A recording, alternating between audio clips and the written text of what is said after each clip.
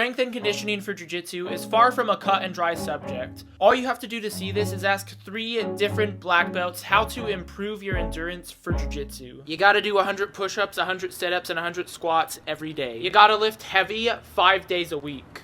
Dude, I would love to answer that right now, but I'm about to roll deep on this Colombian Bambit. With all the conflicting information out there, it can be a daunting task to choose which path to take moving forward. Should you run 5 times a week, or maybe you should be working on your deadlift? Over the past 7 years, I've tried just about every routine out there, and what I've found is that some exercises give you more bang for your buck than others. So in this video, I'm going to be going over the 4 most effective exercises for improving your stamina on the mats, so that you no longer have to deal with that terrible feeling of gassing out halfway through your second round. Before we proceed, it's important to point out that all the strength in the world is never going to make up for poor technique. The fact that John Jones is an insane athlete and can't even dunk a basketball is a perfect example of this. Let's see. Oh! A trap that I see a lot of people fall into far too often is thinking that just putting on more weight is going to make all their problems on the mats go away. While a little extra strength will help you out of a lot of situations, clean technique should always be a priority.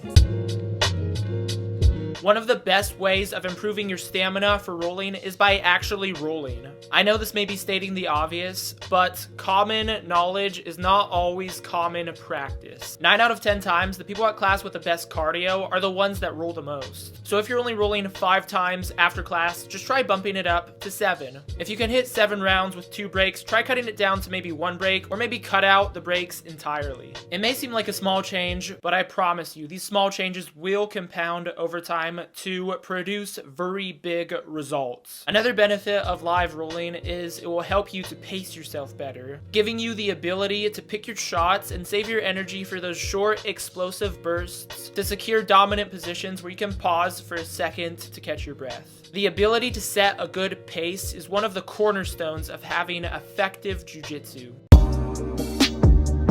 That burning sensation you get in your muscles after you've exploded really hard into a takedown or hit a hard scramble to take somebody's back is a buildup of lactic acid. This is a natural byproduct of your muscles firing, and its effect is that your muscles have less power the next time they fire, and it also doesn't feel terribly good either. The best way to deal with this problem is by raising your VO2 max. What this will do is help your body clear out the lactic acid out of your muscles a lot quicker, thus helping you recover your strength quicker in between rounds. The best way of doing this is with high intensity or HIIT cardio. What HIIT cardio does is it puts a lot of pressure on your cardiovascular system, which will force it to get better at keeping those channels clear of lactic acid buildup. In my own experience, HIIT cardio is the best thing you can do off the mats to improve your performance. If you do it as little as 1 time a week, I promise you will see a noticeable difference. My personal routine for this is setting the treadmill to my max sprint and hitting 6 to 8 of 15-second on, 45-second off rounds.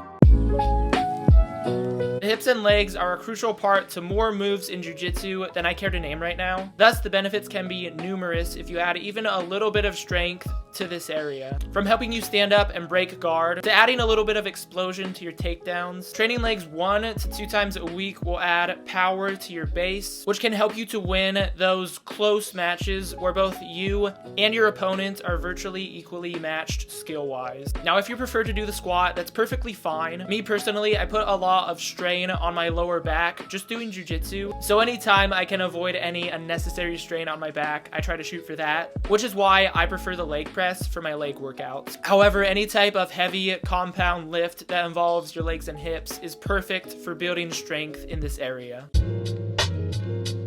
Another important building block of good jiu-jitsu is good posture. And since we live in the age of the smartphone, as a trend, most people have pretty poor posture naturally. Strengthening your back is a great way of improving your posture, and it also has the added benefit of increasing your pulling power. This, in conjunction with having a stronger base, will help you to posture out of even the toughest guards that seem almost unbreakable. And it will also help you to hold onto your own grips a lot stronger and also give you more squeeze when you're going for chokes. I prefer machine cable rows as it's easier to keep your elbows tucked in, which is super important for jiu-jitsu. And again, it doesn't put a lot of pressure on your lower back as opposed to the bent over row. And there you go, guys. Those are the 4 most effective exercises to improve your stamina on the mats. Be sure to let me know which one of these exercises you're going to add to your own personal training moving forward. Is it going to be more hard rounds? Is it going to be hits cardio? Is it going to be the leg press? Or is it going to be rows? Be sure to comment down below which one of these you're going to start using starting today.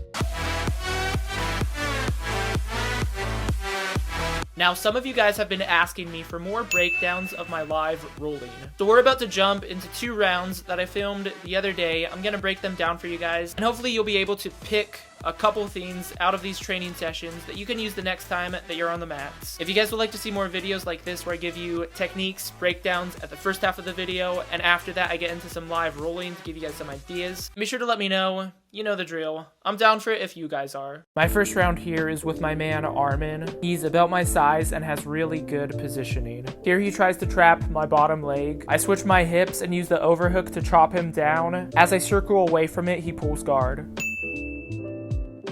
Here he shrugs my elbow across his head to attempt an arm triangle. I post on his elbow to pull my head out and grab his gi inside his armpits to shut down any further attacks. Here I lean forward to stand up, put my knees underneath his lower back, and grab his pants to put pressure on his guard. Here he tries to sweep me with a sleeve and ankle grip. I posture in hard, sprawl out. As I circle my hips to his head, drive his legs down, and drive my forehead against his hips to keep him from inverting underneath me to retain guard. Here he tries to belly down. I grab his collar and lower hip to try to prevent him from doing that, but he's able to get up to his hand and slide his bottom leg in, putting me back in his guard. From lasso guard, I get up to my foot, free my hand, shove his bottom leg through, and drive my hips forward to stabilize side control. I then go knee on belly to collect to the 2 points. He's able to buck me to my side and retain guard. Here I stack my hips into him, trying to break his grip. He pulls me into his half guard and tries to helicopter sweep me. So I switch my hips, which allows him to transition to single leg X. I then peel his top leg and drive my knee forward, putting myself in his half guard. Then, not so smoothly, I pummel my bottom arm underneath his for the double underhooks, driving my forehead into his face to flatten his shoulders on the mat. I then drive my foot into his bottom leg, and after a little bit of work, I'm able to free my top leg and step over into side control. Here I go back to knee on belly for another 2 points. Then I grab his toes, making him kick his leg back, giving me enough space to slide over into mount.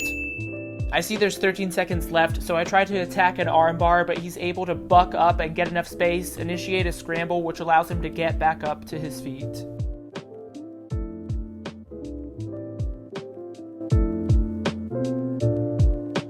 My second round was with my boy Dustin. I have about 10 pounds of weight on him. Here he sits straight to guard. I grab his bottom leg and throw it by, trying to pass his guard, but he's able to invert and transition into De La Hiva. As I stack into him, he grabs my sleeve, so I circle looking for a pass, but he grabs my collar and is able to throw his legs over for close guard. By this point, I had been rolling for about 30 minutes with no breaks, so I straight arm his armpits to shut him down while I try to catch my breath. Here I stand up and put my knees in his lower back to look for a guard break. He underhooks my far leg and drives his hips into my thigh to look for an ankle pick. I use my foot to kick his bottom arm, freeing my trapped leg. I straight arm his armpits, stand up, and sit back looking for a guard break again. Here I break his guard with an underhook and drive my weight into him looking for a guard pass. He scrambles to his elbow, so I chop him down, but he scrambles again. I drive my knee against his hip and grab his bottom arm. Here he shrimps out and grabs my ankle, trying to put me in his quarter guard. I go for a half Nelson with my top hand, using that to flatten him out, which allows me to pull myself into mount.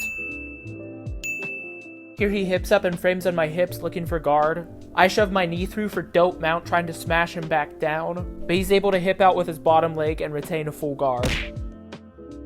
Here I bring my arm in for an underhook and switch my hips looking for a Sao Paulo pass, but he does a good job of framing to keep me from cutting that full angle. Here he uncrosses his ankles, which allows me to not so smoothly switch my hips and step over his bottom leg, transitioning from his full guard to his half guard. Here I slide my knee through looking for the dope mount, but he's able to belly down and get back up to his feet. As I'm trying to cut around to his back, he drives his shin into my hip. So I grab the single leg and look to run the pipe, but he's doing a good job of keeping his balance. As I drive into him one more time, the timer goes off, which marks the end of our round.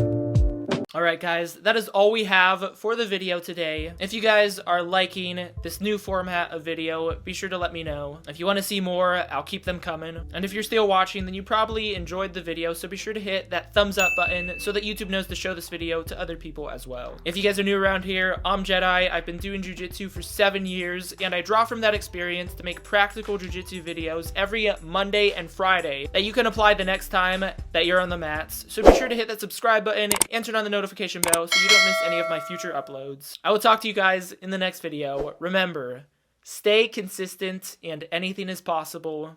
Peace.